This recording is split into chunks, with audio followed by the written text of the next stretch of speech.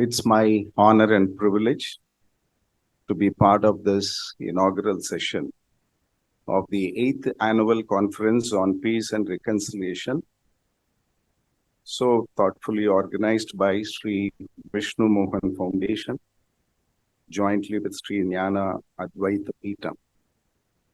And the theme of the conference is so inspiring.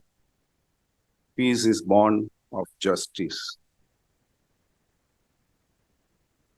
Ladies and gentlemen, we are all assembled here to pay our tribute, and because of the faith we repose on the divergent faiths on whose behalf the prayers were rendered this morning.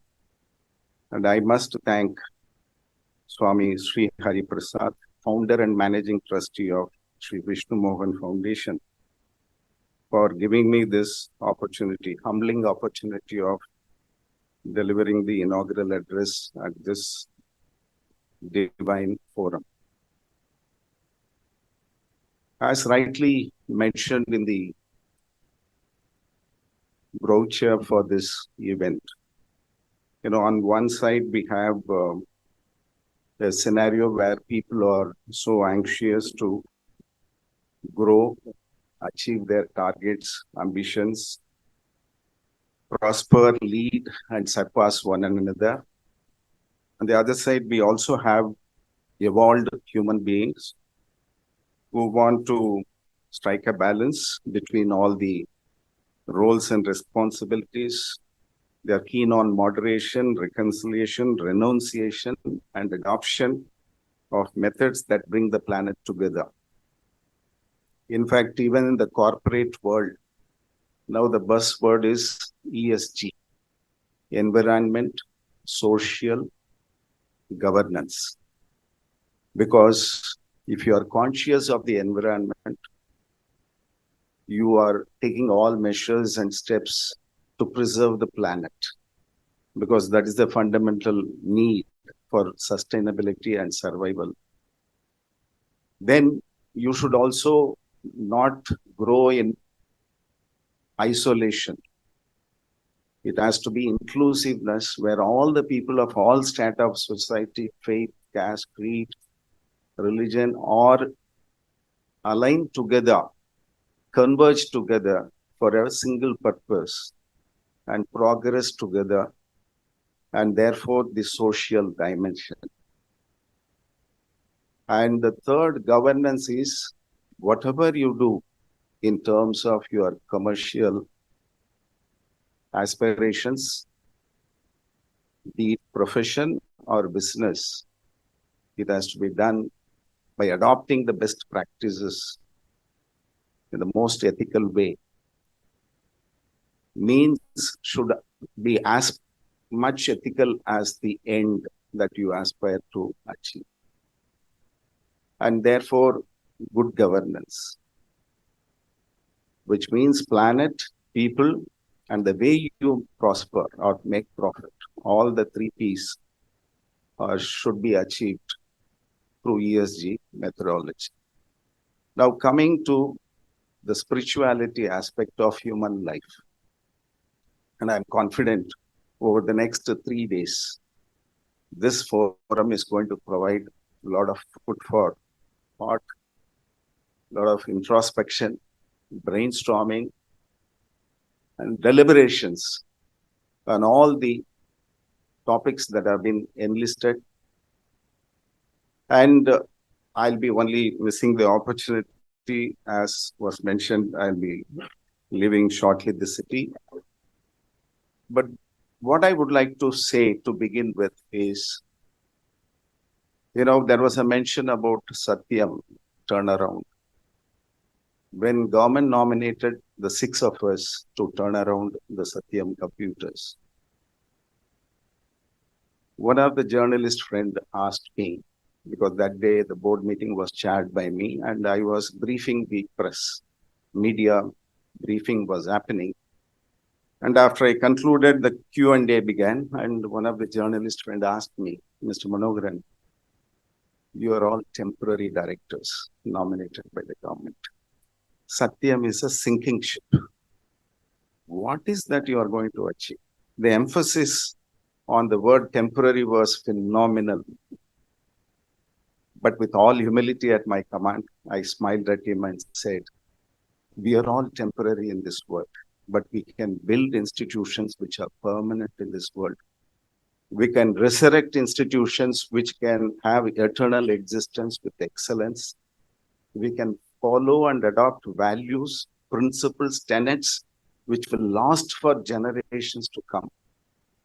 And the best practices, we can leave it for the next generation, can go on for centuries to be adopted. So we are mortals, but institutions, values, principles, faith, they are eternal. And how best we can contribute to perpetuate that, to pass it on to the posterity, to proudly inherit, is the little task given to us in this life. Every one of us should justify our existence. Life by itself has no meaning. Life is only an opportunity for us to give it a meaning. How best we give it a meaning depends on what we do, what we talk, how we act, so on and so forth. And therefore, while we are mortals, there is a way by which we can live beyond our age. How do humans live beyond our age? First 25 years or so we learn. Next 35 years or so we earn. But life becomes more meaningful when we share what we have learned and what we have earned to those who are in need of it and those who are around us. By touching and transforming the lives of others, you live in their hearts for generations to follow. By building institutions, you can live beyond your age by those who get benefited out of those institutions. And it is in that context I would like to pay rich tribute to our Swami Shri Hari Prasad for founding this institution, Shri Vishnu Mohan Foundation, which has taken up on this noble task of bringing all the faiths together and spreading this knowledge. In fact, the theme of the conference, as it is explained in the flyer, goes on to say, time and the world never seem to stand still, which is very true. Even when lockdown was announced globally, flights might have halted, ships might have been anchored, vehicles might have been grounded, but nevertheless, they were all working from home. Humans were working from home towards their aspirations, goals, so on and so forth.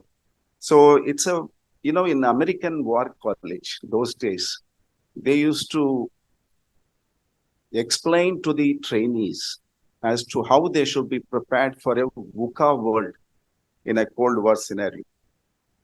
VUCA is nothing but volatility, uncertainty, complexity, and ambiguity. But what was perceived as the four phenomena of an exceptional situation, an emergency calamity situation, appears to be the order of the day today on a day-to-day basis. In the normal life also, you find so much of volatility, uncertainty, complexity, and ambiguity.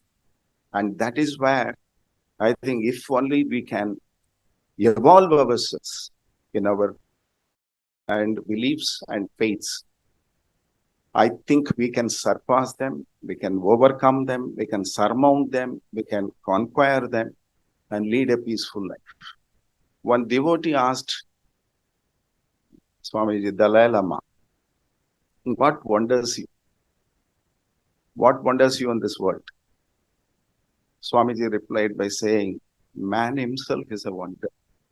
Because first half of his life, he sacrifices his health to earn wealth. Next half of his life, he sacrifices the wealth he earned to recuperate his health, which he lost in the process. He is so anxious about the future, he fails to live in the present. With the result, he neither lives in the present nor in the future. But he lives as if he's never going to die, but ultimately dies without actually living the life. We should not belong to this mundane segment of the population. On the other hand, we should try to, reform this environment amongst us, which are, mad in the race, joining the race around them in material prospects. In fact, Siddhartha, who later came to be known as Gautama Buddha, deserted palace in search of peace. That's what is the theme, peace and reconciliation. So he wanted to reconcile the conflicts that were arising within him. On one side, poverty, death, cruelty. On another side, conquering the world, by capturing kingdoms and all that. This conflict drove him out of the palace in search of peace, and he got it under Bodhi tree. But in today's world, there are many who are running behind material, accomplishments, deserting peace in search of prosperity. And if you stop one of them and ask them, where are you running? Why are you running? He will say, I'm running after all for my family, for my kith and kin. Actually, they fail to understand they are not running for their family. They are running away from their family. That is a cruel state of affairs. So it has to be an evolved, aspirations are not bad per se in life. But we should know the distinction and differentiation between aspiration and greed. In my humble view, aspiration, how do you differentiate between greed? Greed is you want to achieve what you want by hook or crook, even through unethical means. That's what it will ultimately drive you to.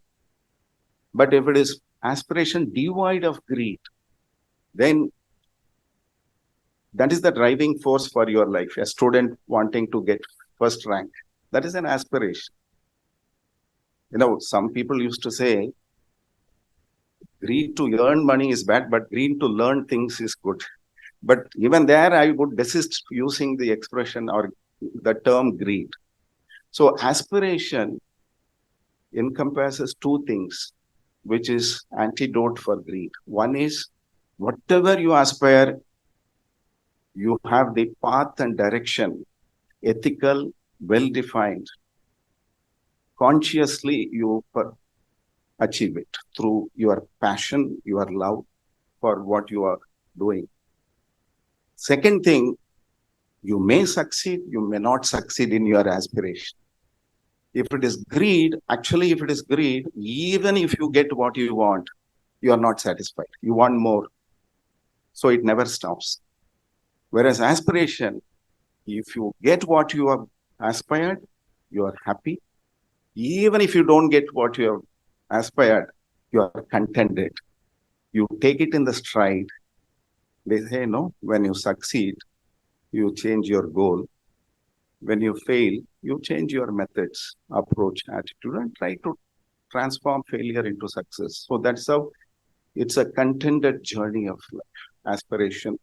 So from that perspective, it should be taken. And I'm confident these 3 days of deliberations is going to empower each one of our minds in facing the world, this VUCA world, with a balanced mind.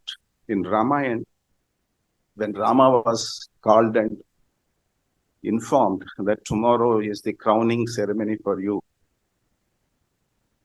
and after some time, he was again announced, tomorrow your younger brother Bharata will be crowned. You will have to go for Vanavas for 14 years. At both the points in time, what was the facial expression of Rama? How did he receive these two different, divergent, conflicting messages? Kambar writes, it was like that lotus flower, unchanged, undisturbed, on receiving both the messages or information. Somebody can say, he is avatar of Lord, he is bound to be so evolved, and therefore there is no surprise in it. But it is not necessarily so. You must have read the story of Arthur Ashe, the black American who was ranked number one after he won the Wimbledon championship, tennis championship in 1974-75.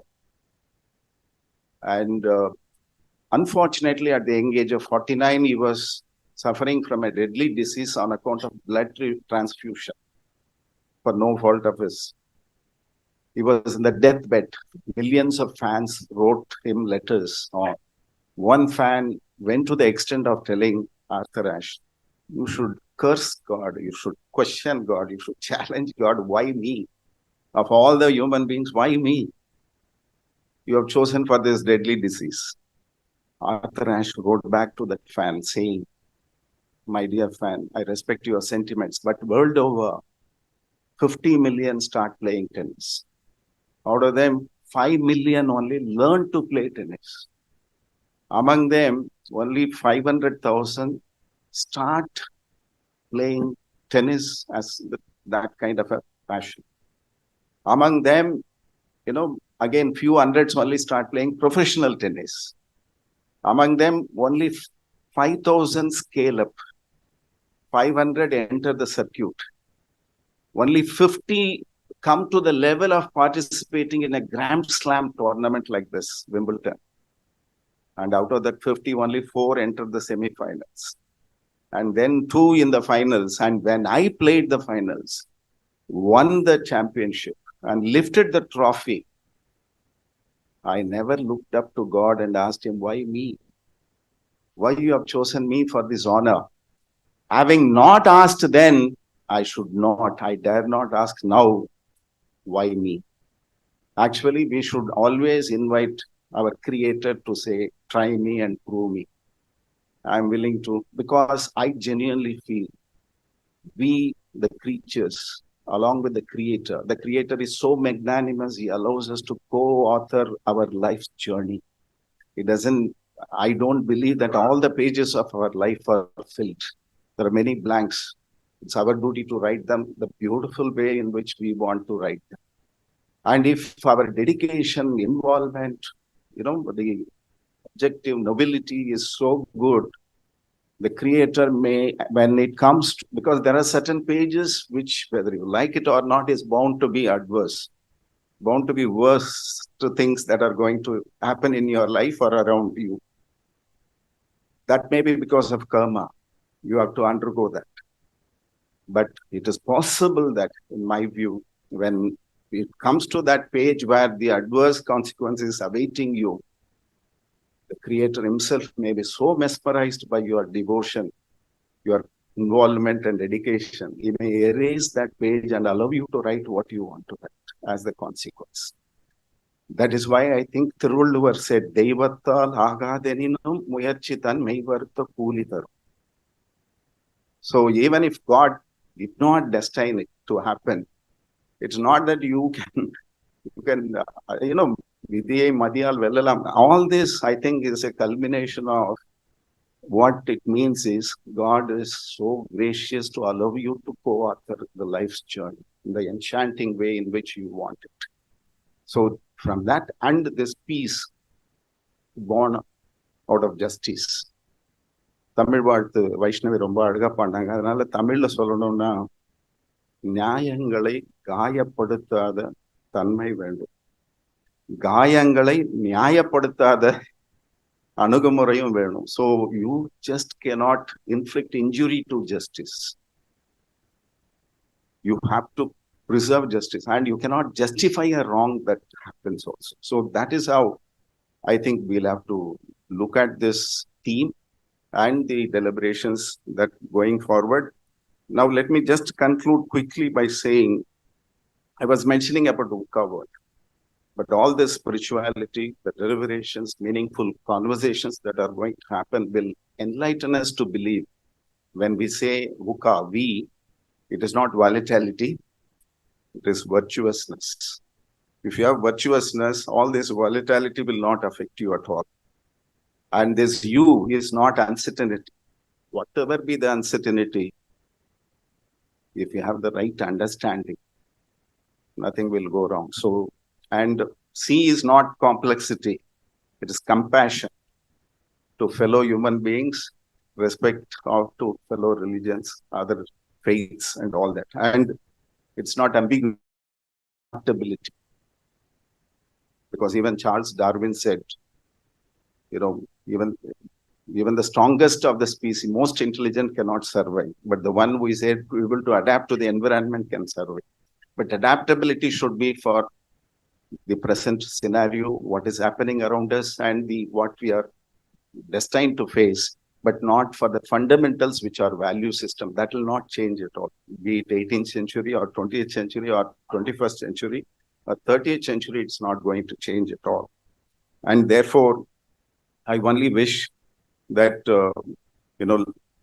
my desire twofold. One is for India. I'm standing here because I happen to be the regional Grand Master of the Regional Grand Lodge of Southern India in the Freemasonry movement. Not because of any of my other capacities, because that is how I know Swamiji, who is also a brother. In Freemasonry, we practice two things. One is the universal brotherhood. All are brothers. I mean, there is no barrier, geographical, nationality, religious, or anything. In fact, all the faiths prayer, when these are ended, in Freemasonry, we keep all the sacred writings of all the faiths. And all the religions are equally respected. And if a Mohammedan wants to join us, he takes oath on Quran. If a Christian wants to join Freemasonry, he takes the oath on Bible. If a Hindu wants to join the institution, he takes the oath on Bhagavad Gita. So all are kept and based on the faith, and we respect all the faith. Second thing is this universal brotherhood is something, which, in Sangakala, Purananuru, Kavinjar Pungandranar has said, Yadum Ure Yavarim Keli. So all are my places and all are my kith and kin. And Vasudeva Kutumbaka.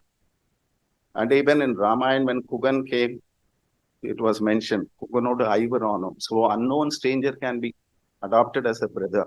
So all these are all things which are enshrined in Freemasonry, and that is why Swamiji invited me here to share some of my thoughts as part of the inaugural. He gave me 30 minutes, but I will not test your patience for 30 minutes. And I think this conference, annual conference, with such wonderful theme and sessions and deliberations, so many intellectuals and evolved human beings going to participate in the sessions, I think this conference will not build a future for us, but it will build us for the future. Whatever be the future, I think we'll be able to face that. And my aspiration for India is, in a Western world, they say developed economy. India, it is developing economy. But where are we now? In 2010, we were not in the top 10, but we managed to push Canada out and became the 9th largest GDP size economy, nominal size. 2015, we overtook Brazil and Italy, became the 7th largest. 2018, we overtook France to become the 6th largest. Just before COVID, we were about to almost surpass UK, but then COVID slipped us. But last year, we surpassed UK to become the 5th largest. And in 2027, we are going to overtake Germany in GDP size, and 2029 or 30, we will overtake Japan. Thereafter, we are going to compete with China and US. So this triangular contest, when it happens, India at 2047, after 100 years of independence, which is another 25 years, or rather 27, 24, 3 years. So in this 24 years, where we are going to be, what we are going to achieve, I think, when we reach 2047, we may be the largest GDP size economy in the world. But becoming largest size GDP economy from the economic point of view is, in my view, no doubt important, but that should not be the priority.